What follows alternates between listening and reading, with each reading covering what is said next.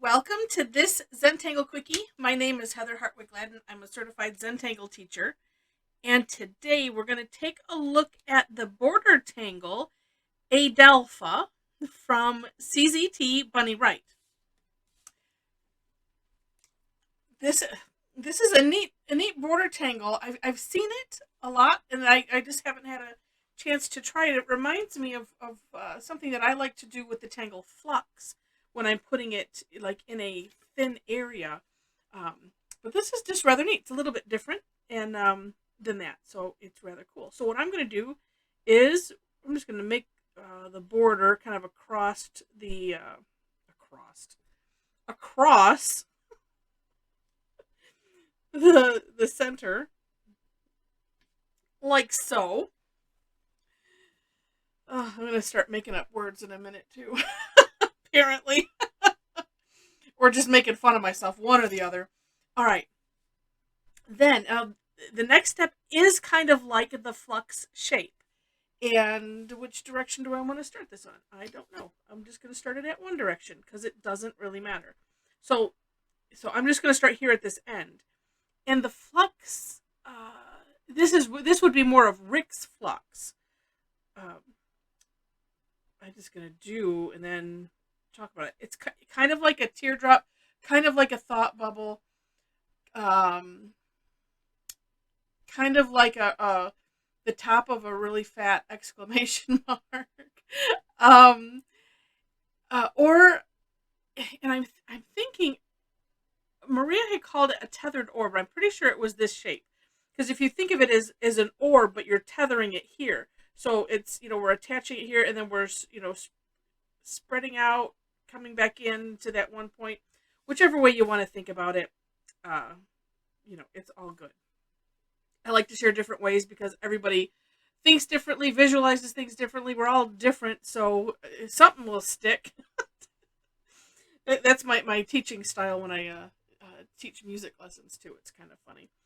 Um, I have like a quiver full of them, and I just keep pulling them out and analogies and things like this. And like I said, something will stick, and then it's for me. It's just a fun game, fun thing to think about different analogies for the same thing. All right, so from here, well, let me point it out this way. When I do flux like in a narrow area, what I like to do is I'll start on one side and then I'll start it on the other side, but I don't do it this way, but it's the same idea in that. So we started it here. The next one's going to start here, but in your mind as you're doing it, we kind of want to have this go at an angle. So it's almost like we're creating a zigzag with these, like so. So again, tucking the beginning part right up here, and then turn your paper or your tile however you need to, and just keep alternating back and forth.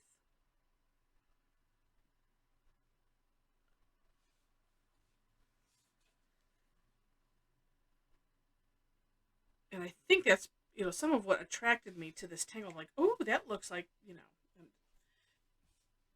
looks like what I do. And let's see, this we're not going to be able to really pull one out here. I'm just putting the little marks there as if it was starting.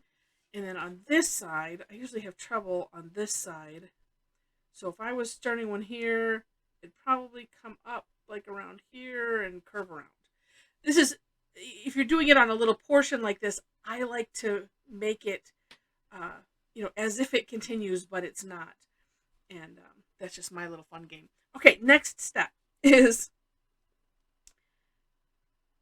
we're going to aura. So we have these kind of interesting triangles. And so we're going to aura those and auraing it from the line. We're not going to aura the entire space. Although if you wanted to, you could, because almost anything at this point is kind of decorating. Although it is, I mean, this piece is nice, and so I think you want to keep some of these things, and then play. It's kind of like there's a point where you decide which part is just decorating where you feel like you could customize it and still be honoring the tangle.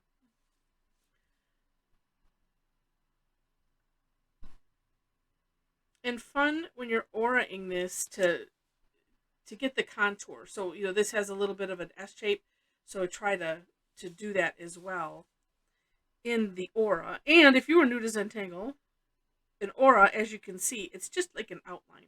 So we're outlining this just a little bit of a distance away. And let's see. Okay, and this part was going to be solid. Okay, I have to tell myself that. So that way I don't accidentally go, oh no, there's nothing supposed to be there. Okay, next step is we're going to aura this again and then fill it in.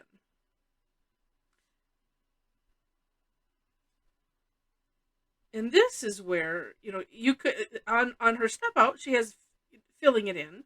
And do take a peek at the For More Inspiration link in the description section, because there you'll see her work.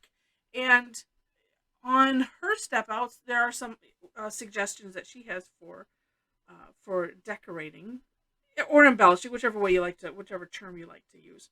Now I'm going to flip to my graphic 110 just for quicker filling in. And I will mention, if in, say, this aura, something went awry, this is, of course, the best place to do any course corrections that you need to do, at least on just this section. And I like to kind of outline it with this and then fill in, because I sometimes have a habit of going like this. And then it gets all sloppy. But that, like right here, that can be fixed so easy, because then at the end, I'll just do it right now since I'm talking about it. So I'll come back with the 01 and just like go over that line a little bit. And maybe we'll pull this up to a point here. And that just seems to even it out, and it doesn't make it too much bigger. Yeah. That didn't sound right. It's Friday. Or at least at the time of the recording. It might be a different day when you're watching, but today is Friday for me.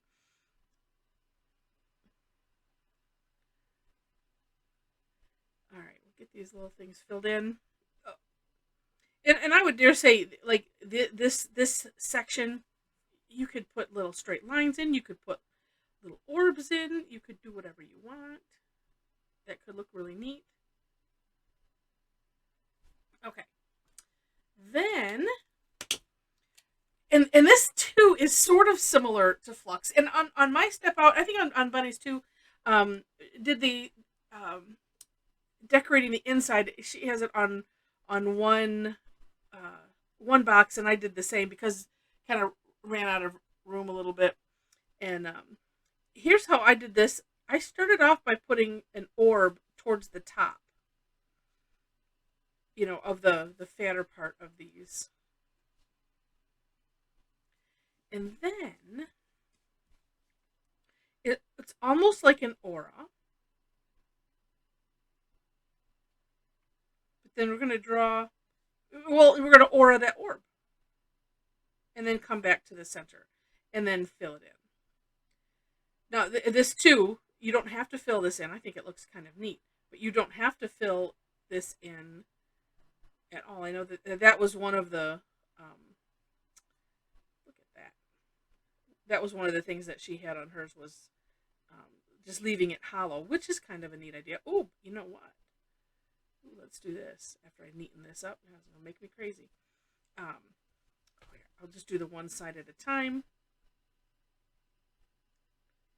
And so this makes me think of Flux also, because in the Flux you have my favorite thing in the world, which is the line ... This is just kind of like a fat line and a dot. But it makes it look really neat. So I'm just going to do this on the one side, and then on the opposite side, I think I'm going to just leave it open, because that's kind of a neat idea too.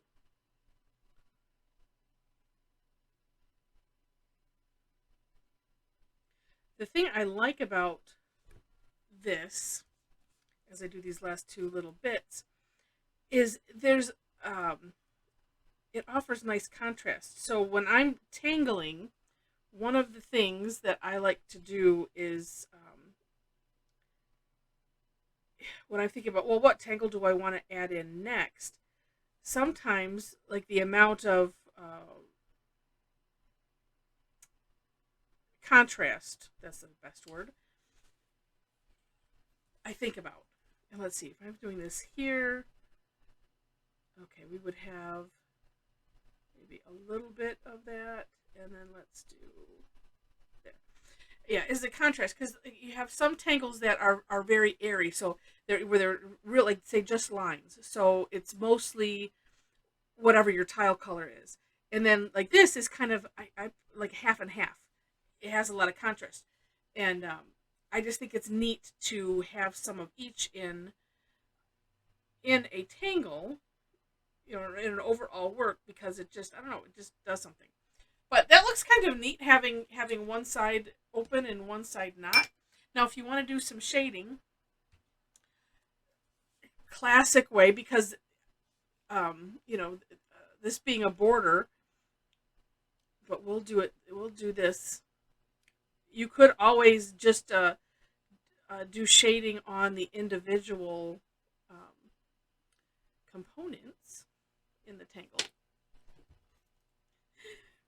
But since this is it's a border, I always think it's just neat to make it kind of bendy and make it look like a tube.